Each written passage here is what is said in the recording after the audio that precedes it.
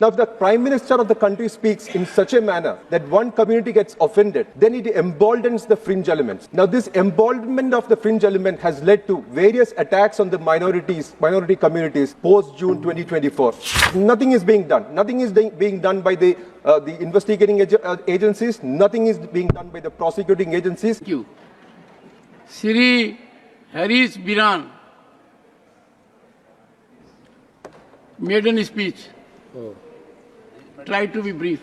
Many thanks, sir. Many thanks for giving me this opportunity, sir. I stand, Lords. I stand on behalf of my party, Indian Union Muslim League, led by its president, Syed Sadiq Ali Shihab Tangal. I am thankful to my leader, Mr. P.V. Abdul Wahab, to have given me this opportunity on the very first day of my swearing in. This is one day which I will never forget. I have heard the speech of the Honorable President. Now, as we all know, President is an icon of women empowerment and determination. The way she has come forward in her life and became the first citizen of India is exemplary and is a model for everyone.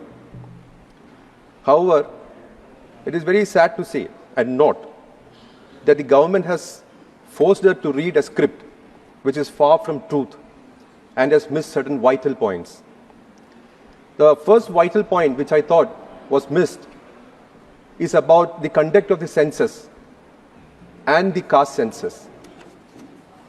Now, caste census, sir, you are an expert. You are an expert in legal field. You are an eminent lawyer.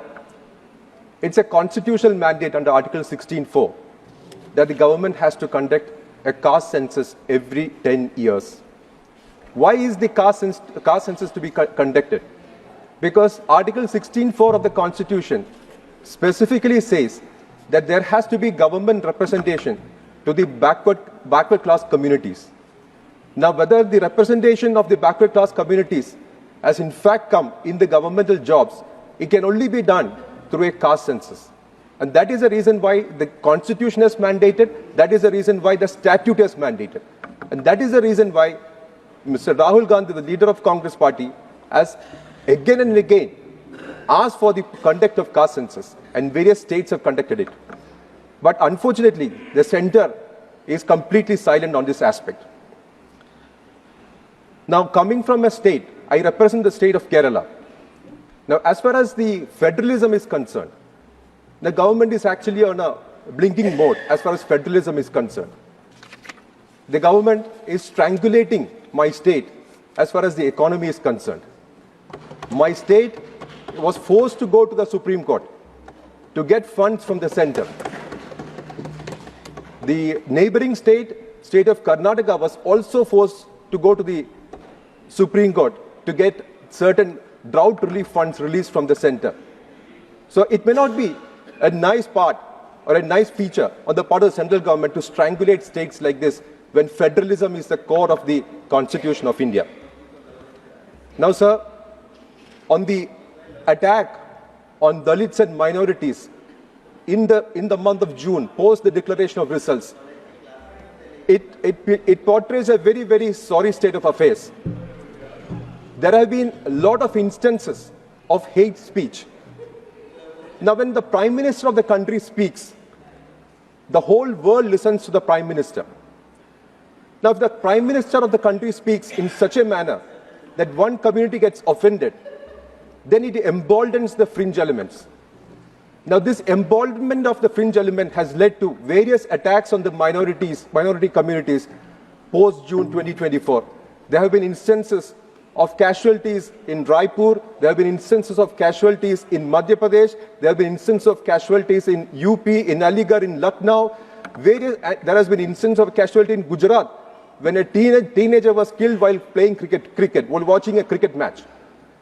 So these kind of attacks and hate speeches on the minority community, Chairman sir, you very well know that the Supreme Court has laid down law. Supreme Court has said that if there is a hate speech, the police has to suo motu register an FIR, and that will actually, it will be the starting step of the criminal investigation. But nothing is being done. Nothing is being done by the investigating agencies. Nothing is being done by the prosecuting agencies. And as I said, if the Prime Minister speaks in this manner, that will only embolden the fringe community, the fringe elements. Now, therefore, I would request that the government should protect its citizens, the government should protect uphold the Constitution, the government should uphold the rule of law, and government should respect and implement the Supreme Court judgments. And I hope that the Prime Minister is listening and he will reply to this. Now, coming to the aspect of the criminal laws, Chairman, sir, you know the criminal laws, the Indian Penal Code and the Criminal Procedure Code has been replaced, and a new set of laws have been implemented from the 1st of July. Now, the citizens of the country are very skeptical now. Why are they skeptical? Because this particular laws are replacing a law which has been there for over 100 years. And every section of this particular law has been interpreted by the Supreme Court. And Chairman, sir, you very well know how much time it will take for a section to be interpreted by the highest court of the country and to be made as a law of the land. Now, if a new law comes, a citizen of the country will be very skeptical as to whether he has done a crime, he has not done a crime, whether he has done a wrong, he has not done a wrong. Because everything will be in a very fluid state at this point of time. Therefore, he will have to go to the court, he will have to get an authority from the court, which will take another 20-25 years. And plus, this particular new criminal laws is giving police a high-handedness, because the registration of an FIR itself, the police will not do, because under the new law, what the new law says is that only if the police is prima facie convinced that an offence has